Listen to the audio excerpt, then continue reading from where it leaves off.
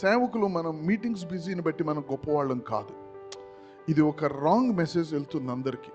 పెద్ద సంఘం ఉండటం బట్టి గొప్పవాళ్ళం కాదు. మనం వాళ్ళని అలాగే చూస్తున్నాం. మనం పెద్ద సంఘాన్ని బట్టి సేవకుడు, కానీ పెద్ద సేవకుడికి పెద్ద సంఘం ఉండకపోవచ్చు. ఏ విధమైన సంఘం, ఏ విధమైన సూచన బాప్తిస్మిచ్చి యోహాను చేయలేదు. కానీ స్త్రీలను కనిన వారిలో అతని కంటే గొప్పవాడు యేసు ప్రభు తప్ప ఇంకెవడూ లేడు ఈ భూమి మీద.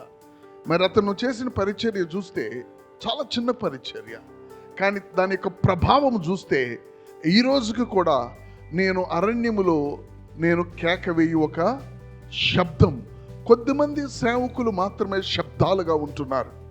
దేవునికి స్తోత్రం, ప్రైజ్ గాడ్. ఒక విషయం గుర్తుంచుకోవాలి. ఎస్, కొంతమంది నిజమైన సేవకుల ద్వారా దేవుడు సంఘాలు విస్తరింపజేస్తున్నాడు. అలాగని చెప్పి ప్రతి ఒక్కరికి విస్తరింపజేయాలని ఉండదు. సంఘం విస్తరిస్తే నిన్ను దేవుడు దీవించినట్లు దైవజనుడు అనుకోకూడదు. నీ లోపల దేవుడు ఏం ఉంచాడో అది నువ్వు చూడగలగాలి. దేవునికి స్తోత్రం, ఆమేన్, ప్రైజ్ ది లార్డ్.